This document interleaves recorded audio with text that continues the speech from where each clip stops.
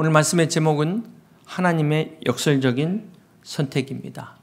오늘은 신약성서를 기록한 마태와 마가와 누가 이 세 사람을 통해서 세 인물이 우리에게 주는 은혜를 함께 나누고자 합니다.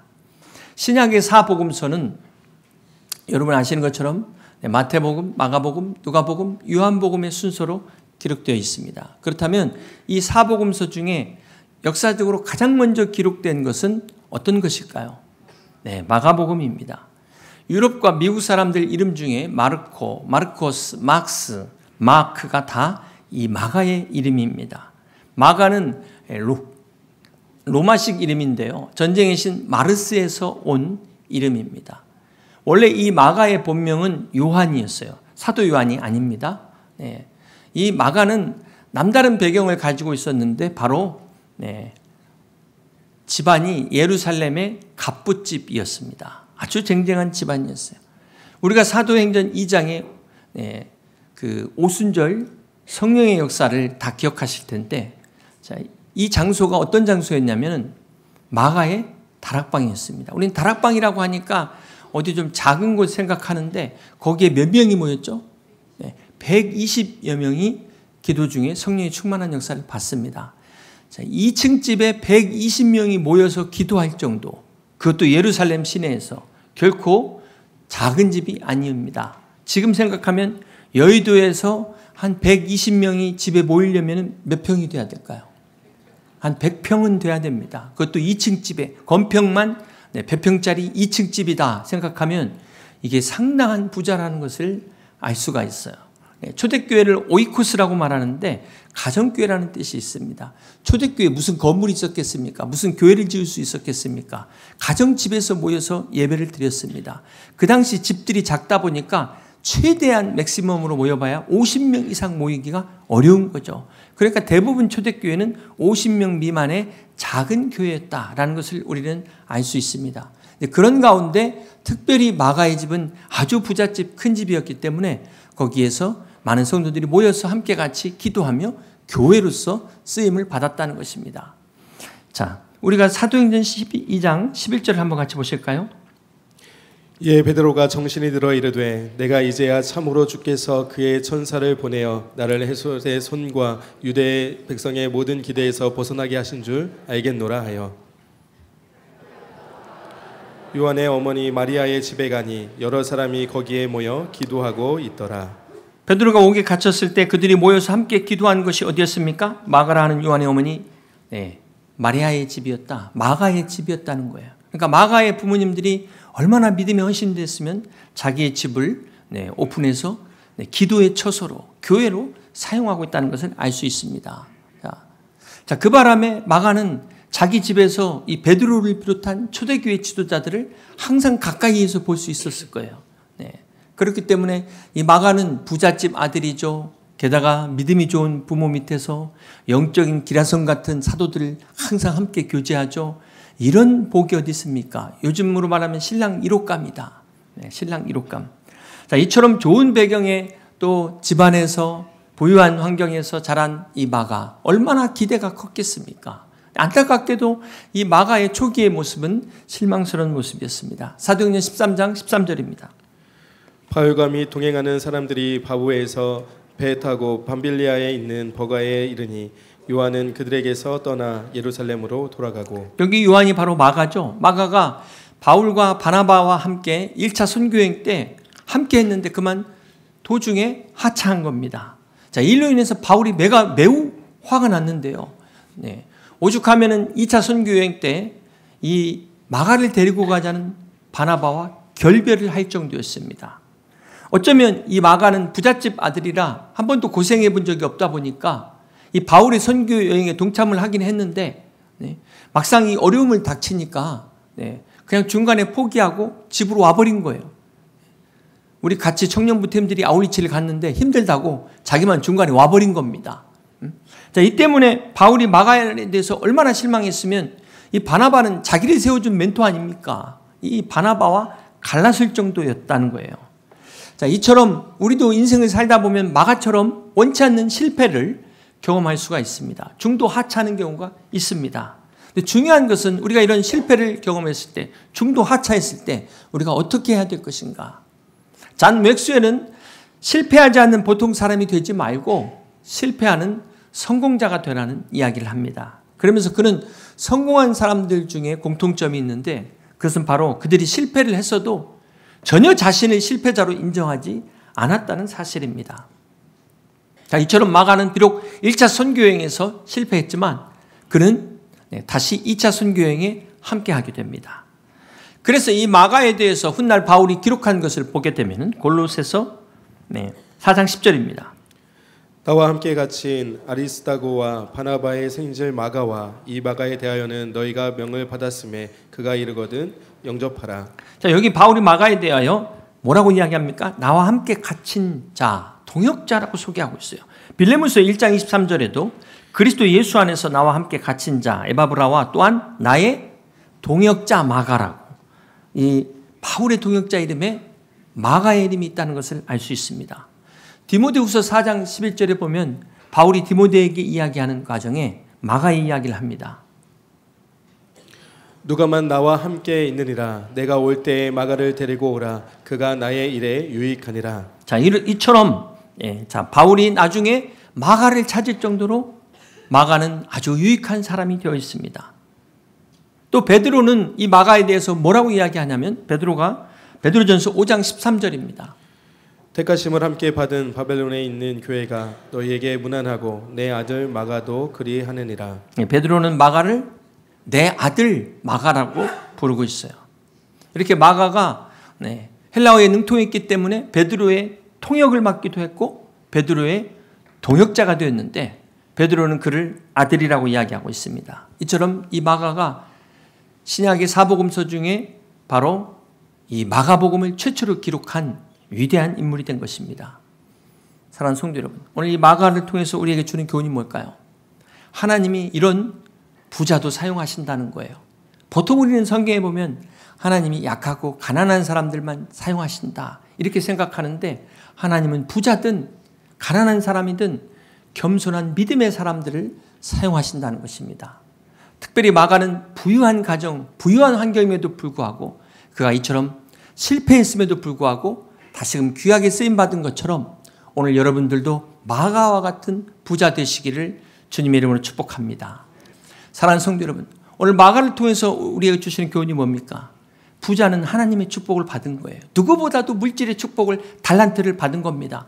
부자는 사회에 기여해야 될 책임도 있지만 먼저 하나님께서 물질의 축복을 하셨기 때문에 하나님 나라와 교회를 위해서 받은 축복을 되돌려야 될 사명이 있다는 사실을 잊지 마시기를 바랍니다.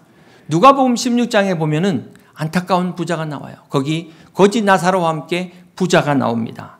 그 부자는 이 땅에서만 부자였지 죽어서는 지옥에 가는 정말 불쌍한, 차라리 태어나지 않을 인생이 되어버린 것입니다. 그러므로 오늘 우리 성도들 중에는 한 사람도 이런 부자 나오지 마시고 마가처럼 이 땅에서도 부자, 하늘에서도 부자, 하늘에서도 부자, 이 땅에서도 부자 되시기를 주님의 이름으로 축복합니다. 마태는 예수님의 12제자 중에 한 사람으로 마태복음을 기록했습니다. 이 마태도 마가와 같은 마씨가 아니라 본래 이름이 레위였어요. 레위. 이 마태는 아람어인데요. 마태가 예수님의 제자가 된 이후부터 붙어진 하나님의 선물이라는 뜻입니다. 마태는 여러분 잘 아시는 것처럼 직업이 세리, 오늘날 세금 징수원이었어요. 우리 마태복음 9장 9절을 같이 한번 보시겠습니다. 예수께서 그곳을 떠나 지나가시다가 마테라 하는 사람이 세간에 앉아 있는 것을 보시고 이르시되 나를 따르라 하시니 일어나 따르니라. 예수님께서 세관에 앉아있는 마태를 제자로 부르셨는데 이게 사실은 참 충격적인 사건입니다. 이 당시 세리는 로마의 앞잡이라는 공공의 적이었습니다. 게다가 이 세리라는 직책을 악용해가지고 백성들을 가르쳤으니 오죽이나 했겠습니까? 이 당시 세금만으로도 허리가 휠 정도인데 세리들이 거기다가 관세라는 걸 덧붙여가지고 착취를 한 거예요. 한마디로 이 세리는 동족을 착취하는 저 로마의 저 군인들보다도 저 식민지 지배자들보다도 더 악독한 민족의 반역자 매국노가 세리였습니다. 오죽하면 회당, 교회도 갈 수 없고 받아주지 않을 정도로 인간 이하의 취급을 받는 죄인 중에 괴수가 바로 세리였습니다. 아무도 이 세리가 있으면 말조차 붙이지 않았던 이 왕따를 주님이 제자로 부르셨어요. 길 지나가다 돌팔매질 당해도 쌀 이 세리를 주님이 제자로 부르신 겁니다. 자, 여기에 하나님의 은혜가 있다는 거예요. 예. 마태는 단 1도 0.00001%도 제자가 될 만한 어떤 자격과 조건이 없음에도 불구하고 주님이 그를 제자로 부르셨습니다. 이 마태가 주는 교훈이 뭘까요? 민족의 반역자 매국노 세리 마태가 주님의 부르심을 받고 제자가 된 것이 전적인 하나님의 은혜인 것처럼 오늘 하나님이 우리를 구원하시고 우리를 부르신 이것도 전적인 하나님의 은혜라는 사실을 잊지 마시기를 바랍니다. 사랑하는 성도 여러분, 마태복음의 시작이 마치 산부인과 출생부처럼 족보로 시작합니다. 마태복음 1장 1절입니다. 아브라함과 다윗의 자손 예수 그리스도의 계보라. 마태복음에서는 지금 예수님의 족보를 소개하고 있습니다. 아브라함이 이삭을 낳고 이삭은 야곱을 낳고 야곱은 유다와 그 형제들을 낳고 유다는 다만에서 베레스와 세라를 낳고 베레스는 헤스론을 낳고 헤스론은 남을 낳고 남은 아비다를 낳고 아비다는 나손을 낳고 나손은 살문을 낳고 살문은 나스에서 보아스를 낳고 보아스는 누게서 오벳을 낳고 오벳은 이셋을 낳고 이셋은 다윗 왕을 낳으니라. 마태복음은 낳고 또 낳고 아까 낳고 자꾸 낳고 계속 낳는 생명의 역사를 이야기하고 있어요. 마침내 예수 그리스도께서 탄생하십니다. 그런데 창세기를 보면 창세기 5장 1절에 이것은 아담의 계보를 적은 책이니라. 그러면서 창세기에서는 죽고 또 죽고 계속 죽고 지금 죽고 여전히 죽고 앞으로도 죽는 인간의 역사를 이야기하고 있어요. 창세기는 죽음의 역사라면 마태복음은 생명의 역사입니다. 중요한 교훈은 유대인들에게 천대받았던 마태가 유대인을 위하여 이 복음을 기록했다는 겁니다. 마태복음이 복음이 첫째는 유대인에게요. 또한 헬라인에게다. 말씀하신 것처럼 구약에 예언된 이 메시아가 아브라함과 다윗의 자손을 통하여 성취됐다는 것을 이야기하고 있어요. 이 마태가 세리라고 비난받았지만 그는 마지막 이디오피아에서 복음을 전하다 순교를 당합니다. 여러분, 이 마태가 주는 교훈이 뭘까요? 오늘 본문 고린도전서 1장 28절입니다. 하나님께서 세상에 천한 것들과 멸시받는 것들과 없는 것들을 택하사 있는 것들을 폐하려 하시나니 이는 아무 육체도 하나님 앞에서 자랑하지 못하게 하려 하심이라. 마태는 같은 동족의 멸시를 받는 비참한 인생임에도 그가 예수님을 만난 후에 그 인생이 변화됐습니다. 오늘 마태가 우리에게 주는 중요한 교훈은 아무리 과거의 죄가 아무리 크더라도 여러분이 아무리 죄가 크더라도 우리 대한민국 전 국민이 욕할 그 정도까지 있습니까? 마태는 그런 사람이었어요. 그런 사람도 예수님의 십자가의 능력으로 새로운 삶을 살았다는 것입니다. 마태는 우리에게 희망의 증거입니다. 소망의 증거입니다. 우리도 얼마든지 우리 허물과 연약함으로 죄로인하 묶여 있을 수도 있지만 그러나 마태처럼 예수 그리스도 안에서 십자가의 능력으로 모든 죄 사슬을 끌어내시고 변화되는 능력의 삶을 사시기를 주님의 이름으로 축복합니다. 세 번째는 누가입니다. 어제부터 경건 말씀이 누가복음이 시작됐습니다. 이 누가는 헬라식 이름인데요. 루카스, 빛나다라는 뜻입니다. 여러분, 전구의 밝기를 나타내는 단위 룩스, 같은 어원이죠. 성경의 66권이 1600년 동안 약 40여 명의 사람들을 통하여 기록됐습니다. 이 중에 40명의 사람 중에 유대인이 아닌 딱 한 사람이 있어요. 딱 한 사람. 누굴까요? 누가? 이 누가는 수리 안디옥 출신의 헬라인으로 직업은 의사입니다. 이 이방인 누가를 통하여 누가복음과 사도행전이 기록됩니다. 마태가 동족에게 멸시받던 세리였다면 누가는 전혀 다른 배경을 가진 유대인들이 무시하는 멸시하는 이방인이었어요. 그런데 이 누가는 제롯당원, 여심당원이라고 하잖아요. 바울을 죽이기 위해서 금식하고 있는 이 사람들이 있는데도 불구하고 끝까지 바울을 떠나지 않고 함께합니다. 바울이 로마 감옥에 갇혔을 때 곁에 있는 사람들이 하나 둘씩 떠나기 시작합니다. 디모데후서 4장 10절입니다. 데마는 이 세상을 사랑하여 나를 버리고 데살로니가로 갔고 그레스게는 갈라디아로 디오도는 달마디아로 갔고 누가만 나와 함께 있느니라. 다른 사람들은 다 바울을 떠났지만 지금 누가 바울 옆에 있습니까? 누가? 누가만이 끝까지 바울 곁에 함께한 진정한 동역자였다는 거예요. 누가는 단순한 조력자가 아닌 바울의 든든한 기반이었습니다. 바울이 위대한 사도가 될 수 있었던 것은 바로 누구 때문이다? 누가 때문이라는 것입니다. 누가는 이방인 중에 유일하게 성경을 기록할 정도로 탁월한 사람이었어요. 뛰어난 의술을 가졌습니다. 헬라 문화에 대한 깊은 이해가 있었고 충분히 바울 못지않는 역량과 능력을 가진 사람이었는데 그는 겸손하게 바울의 조력자로 그러한 삶을 선택합니다. 이는 마치 세계적인 지휘자 레오나르드 번슈타인의 일화를 떠올리게 합니다. 이 번슈타인이 인터뷰 중에 어느 날 이런 질문을 받았어요. 오케스트라의 그 많은 악기, 정말 다양한 악기 중에 가장 다루기 힘든 악기가 무엇입니까? 그러자 이 본슈타인이 이렇게 말했습니다. 바로 세컨드 바이올린입니다. 포스트 바이올린을 훌륭하게 연주하는 사람 너무나 많습니다. 그러나 그와 똑같은 열의를 가지고 세컨을 연주하는 사람을 찾기가 쉽지 않습니다. 그렇습니다. 여러분 오늘도 마찬가지예요. 사람들이 다 조연에는 관심이 없고 다 주연에만 관심이 있다 보니까 세상이 이렇게 시끄럽지 않겠습니까? 교회도 마찬가지예요. 정말 다 리더십을 행하려고만 하지 겸손히 섬기려는 사람들이 없기 때문에 교회가 시끄러워지는 것입니다. 그러므로 오늘 우리에게 필요한 사람은 어떤 사람일까요? 바로 누가와 같은 사람입니다. 자신의 뛰어난 능력과 재능을 가지고 있음에도 불구하고 겸손히 다른 사람을 위해 기꺼이 섬길 수 있는, 세울 수 있는 바로 이런 누가. 이 누가 때문에 조연의 자리가 때로는 더 빛나게 되는 것입니다. 바라기는 우리 모두 이 누가처럼 자신의 위치에서 충실하게 다른 사람들을 먼저 섬길 수 있는 누가와 같은 여러분 다 되시기를 주님의 이름으로 축복합니다. 이 누가복음의 기록 목적을 누가복음 1장 3절입니다. 그 모든 일을 근원부터 자세히 미루어 살핀 나도 데오빌로 각하에게 차례대로 써 보내는 것이 좋은 줄 알았노니 이는 각하가 알고 있는 바를 더 확실하게 하려 함이로라. 누가복음은 데오빌로 총독에게 예수 그리스도에게 관하여 알려주기 위해서 기록하고 있다. 사도행전 1장 1절입니다. 데오빌로요. 내가 먼저 쓴 글에는 무릇 예수께서 행하시며 가르치시기를 시작하신부터 그가 택하신 사도들에게 성령으로 명하시고 승천하신 날까지의 일을 기록하였노라. 사도행전도 누가복음과 같이 데오빌로라는 한 영혼을 위해서 기록하게 되었다는 거예요. 자, 여기서 우리는 하나님께서 한 영혼을 얼마나 소중하게 여기시는가라는 것을 알 수가 있어요. 하나님의 말씀은 결코 추상적인 어떤 대중을 위한 것이 아니라 바로 한 사람 한 사람을 향한 개인적인 메시지라는 것입니다. 마치 여러분이 손편지 받으실 때 내 이름이 적힌 편지를 받는 것과 같다는 거예요. 구원도 마찬가지입니다.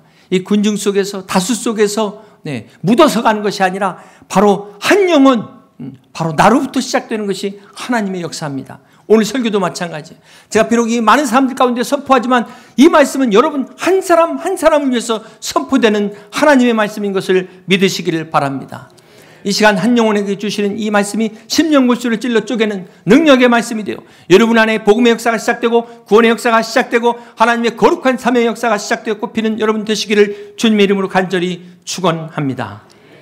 사랑하는 성도 여러분, 누가복음은 이 복음이 모든 민족을 위한 것임을 전하고 있어요. 특별히 소외된 자들을 향하여 전하고 있습니다. 이 당시 소외된 사람들 중에 고아와 홀로 된 여인들, 이 누가복음에는 다른 복음서에 등장하지 않는 여인들 13명이나 등장합니다. 엘리사벳, 사렙다 과부, 나인성 과부, 불의한 재판관의 호소한 과부, 18년간 꼬부라져 펴지 못한 여인, 한 드라크마를 잃어버린 여인 등 누가복음에는 가난하고 소외당한 사람들을 많이 이야기하고 있어요. 이 누가복음에 다른 복음서에 등장하지 않는 이 어려운 사람들이 등장하는 것은 무엇을 말할까요? 소외된 사람들이 이렇게 많이 나오는 것은 바로 이 누가의 관심이 하나님의 관심이라는 겁니다. 그렇습니다. 사랑하는 성도 여러분, 오늘 여러분에게는 어떤 사람에게 관심이 있습니까? 세상의 관심은 화려하고 유력하고 권력 있고 인기 있고 부자들에게만 관심이 있습니다. 그러나 우리 주님의 관심은 전혀 우리가 보는 것과 달라요. 가난하고 소외된 사람들, 소망이 없는 사람들에게 주님은 관심을 가지십니다. 연약한 사람들, 실패한 자들, 그들을 주님은 바라보십니다. 오늘 누가를 통하여 하나님은 민족이나 신분에 차별 없이 모든 일을 사랑하시는 하나님이라는 것을 말씀하고 있어요. 특별히 병든 자들, 연약한 자들, 소외된 자들을 사랑하시는 하나님이신 것을 말씀하고 있습니다. 그러므로 오늘 우리도 누가가 그런 마음을, 심장을 갖고 우리 옆에 소외된 이들을 향하여 그들의 영적인 관심을 갖고 주님의 사랑으로 복음을 전하는 누가와 같은 여러분 다 되시기를 주님의 이름으로 축복합니다. 이제 말씀을 정리합니다. 신약의 사복음서인 마태복음, 마가복음, 누가복음, 요한복음은 초대교회 때부터 이미 마태가 지었고 누가가 지었고 마가가 지었고 요한이 지었다는 사실을 의심하지 않습니다. 그래서 이름이 딱 이렇게 정해져 있어요. 그런데 중요한 것은 이 사복음서의 공통점 중에 저자의 이름이 나오지 않는다는 겁니다. 마태복음에 마태가 등장하지만 그렇다고 해서 자기가 기록했다고 이야기하지 않고 있다는 거예요. 마가복음도 누가복음도 마찬가지입니다. 누가 역시 자신이 기록한 누가복음 사도행전에 자신의 이름조차 언급이 되어 있지 않습니다. 이제 다음 주에 요한복음을 함께 나눌 텐데 이 요한복음에는 자신의 이름을 요한이라고 밝히지 않고 예수님의 사랑하는 제자라고 오히려 익명으로 이야기하고 있습니다. 그렇다면 왜 복음서의 기자들은 자신이 그 복음서에 기록했다는 것을 밝히지 않았을까요?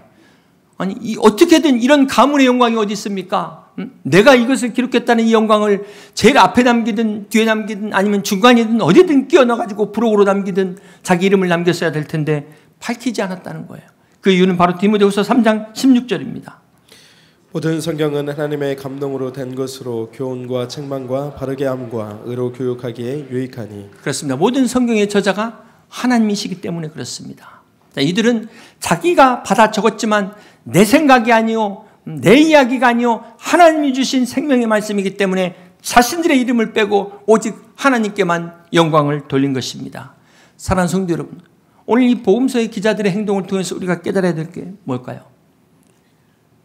세상에서 우리가 사람에게 인정받기 원하는 사람들은 어떻게든 자기의 이름을 남기려고 하지만 그러나 하나님께 인정받은 사람들은 어떻게든 자기의 이름을 드러내기를 원치 않는다는 것입니다. 이것이 달라요. 혹 우리가 주님의 일을 하면서 자신을 드러내고 싶지는 않았는지 이런 유혹 가운데서 우리는 오늘 이 복음서 기자들의 삶을 통해서 오직 하나님께만 영광 돌릴 수 있는 저와 여러분 다 되시기를 주님의 이름으로 축복합니다. 결론적으로 오늘의 주인공은 마태도 아니고 마가도 아니고 누가도 아니고 바로 그들을 세우신, 그들을 부르신, 그들을 사용하신 하나님이십니다. 고린도후서 4장 7절에 우리가 이 보배를 질그릇에 가졌으니 이는 심히 큰 능력이 어디에 있습니까? 하나님께 있고 우리에게 있지 아니함을 알게 하려 함이라. 그렇습니다. 오늘 마태, 마가, 누가의 공통점은 그들도 우리와 같이 연약한 인간이었습니다. 즐길 것 같은 인간이었지만 보배가 되시는 예수 그리스도를 경험하고 그리스도가 그 안에서 그들을 거룩한 하나님의 사람들로 부르시고 세우셨다는 것입니다. 사랑하는 성도 여러분, 오늘 이 하나님의 역설적인 이 섭리와 역설적인 선택은 실패를 경험한 마가, 세리였던 마태, 이방이었던 누가를 통해서 하나님의 영광을 나타내는 거룩한 도구로 하나님께서 그들을 사용하셨다는 것입니다. 그러므로 오늘 우리도 비록 연약하지만 절결과 같지만 예수 그리스도의 십자가의 능력을 통하여 세상의 가치를 뛰어넘고 우리의 실패를 성공으로 바꾸는 하나님의 영광을 나타내는 우리 여의도 침례교회 모든 성도들이 다 되시기를 주님의 이름으로 간절히 축원합니다.